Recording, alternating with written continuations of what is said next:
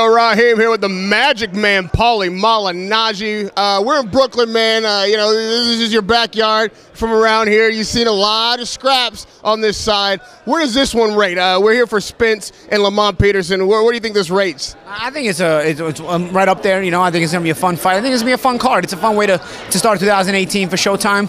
The boxing schedule is gonna start to pick up now, and I think Errol's been chomping at the bit to get his first title defense out of the way. So I think we're gonna see a very sharp Errol Spence, who's been training in the gym. From what he told us, you know, he didn't take really much time off. He even helped Jamel Charlo for his last fight. So you know, he's a kid that not won the title, but then didn't go become a party animal. He wants to be great. So he's been in the gym, and of course, you can never underestimate Lamont Peterson. He's been there, done it. Has always been in gritty fights, shown a lot of mental strength and fortitude. And I'm curious to see how he tests Errol.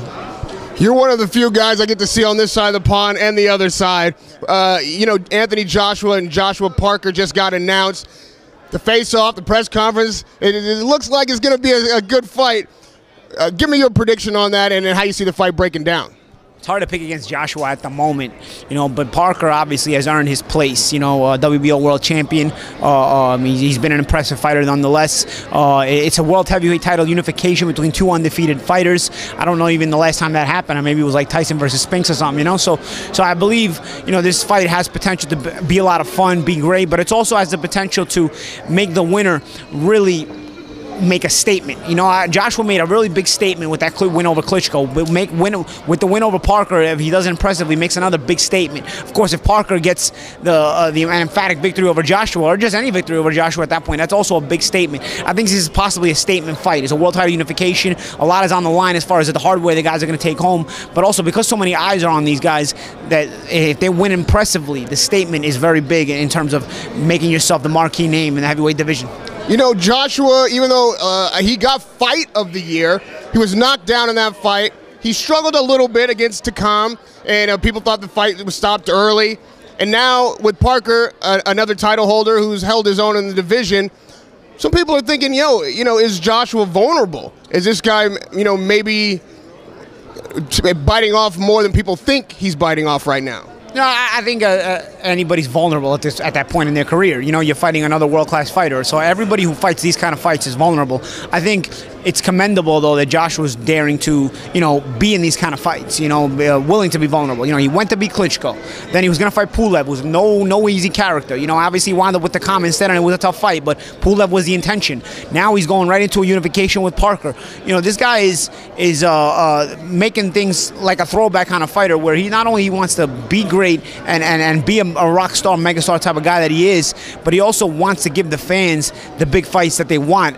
And even if it's not for the fans, I'm sure it is for the fans, but also for himself. You can tell within himself he has this extreme self-belief, and he has this willingness to test himself against the best. And Parker is definitely among the best. And it's a fight that fight fans can get excited for, and I'm sure it's a fight that both fighters are getting excited for as training camp. These are the kind of fights when you go into camp for them, you are excited. You want to train. You look forward to the hard camp. You look forward to the difficult work you're going to put in. And of course, as fans, we can't wait till the calendar reads March 31st. Well, 2 months ago, I was as excited as you described right here in Brooklyn for a fight that didn't happen.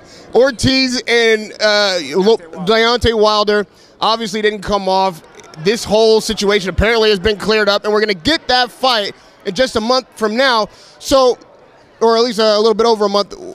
Does the fight change from what it could have been on the 4th of November to what it will be on the 3rd of March? I don't know. You know, I think Ortiz comes with a really great pedigree. You know, the Cuban amateur system and whatnot. There's no Cubans that can't fight. You know, so I think it always can make it for a potentially fun fight whenever they're involved, because they're really skilled fighters and skilled operators in the ring.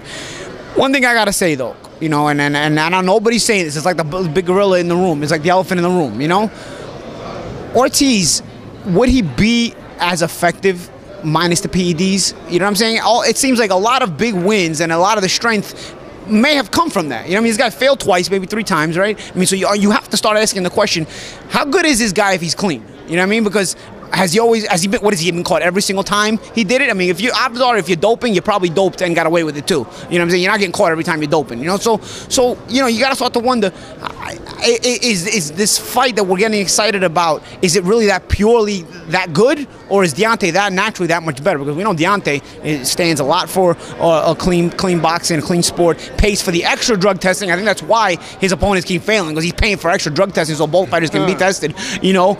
It goes to show you it's kind of eye-opening as to how dirty the sport might be. But it's interesting because, you know, you don't want to downplay Ortiz too much because he comes in that amateur system and he's got a lot of skills and whatnot. But is the power bulked up from all that? That's all. That's my question, because he's been a lot stronger than a lot of his opponents. You know, he's gotten some quality knockouts. He got against guys like Brian Jennings and whatnot. You know, but you know, now you got to start the question, because this guy's failed a handful of times already. Where does Tyson Fury figure into this equation? Like, he tells me, I never lost in the ring. All those belts are on loan because they took them from me and nobody beat me.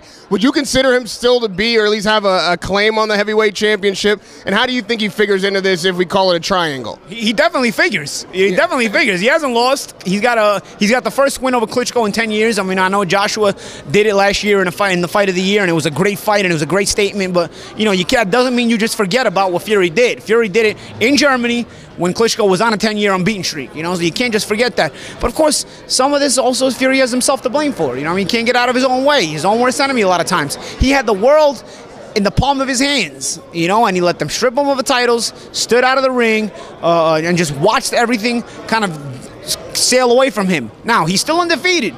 He still hasn't lost in the ring. He's still maybe the uncrowned champion, or so what, and so on and so forth. But honestly, Tyson Fury has only himself to blame, because people were looking at him as possibly the next great heavyweight, you know, at the time when he beat Klitschko and took over the division, you know, and took the unified title from Klitschko. You know, Klitschko had unified all those belts, you know, so now, you know, the belts have been split up. Joshua's gone and won 2 of them. You know, it's interesting. It's interesting because I think Fury still figures if he gets himself motivated. But how much will he figure at this point? How much of him is left? He's a clean fighter. I mean, is he a clean fighter? We know he's gotten caught as well with the doping and whatnot. So what is he doing with himself? Is he partying? Is he training? Is he what? Is he going to get motivated? Yeah, and lastly, it's all right. This is how you know that happens. Yeah. You know that even though it hasn't been announced, on May 5th, everybody expects to see Triple G and Canelo in the ring one more time, at least one more time.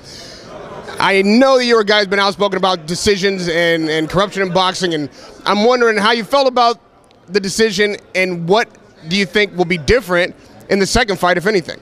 I thought Golovkin won the fight. I thought he won the fight pretty convincingly. You know, having said that, you know, it was a good fight. You know, a lot of opinions on it, generated a lot of hype and whatnot. Sure, you know, you got to do it again based on the result as well. Golovkin is at the point in his career where every 6 months he's a little older. You know what I mean? It's not like Canelo, who's at an age where every 6 months he might still be getting better. You know, so it's interesting to see. You know, we're gonna find out. I think they've both shown that they can be dangerous to one another. I think Golovkin showed more consistency in that fight, and I think he should go in as a favorite in this fight. But if Canelo can make a statement win, you know what? You got to give him credit for that. But right now, I think Canelo has a lot to prove. I think Golovkin won that fight and it was taken from him. I'm surprised to hear a lot of people think, hey, this time Canelo maybe stops Triple G, and a lot of people are thinking he wins this fight. Even people who thought he lost the first one. Do you think that's a possibility? Anything's possible. You know, both guys are big punchers. Both guys are really extremely skilled. So anything's possible.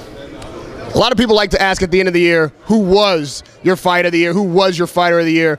I like to ask at the beginning, who do you think the fighter of the year will be in 2018? Interesting. I'll tell you what.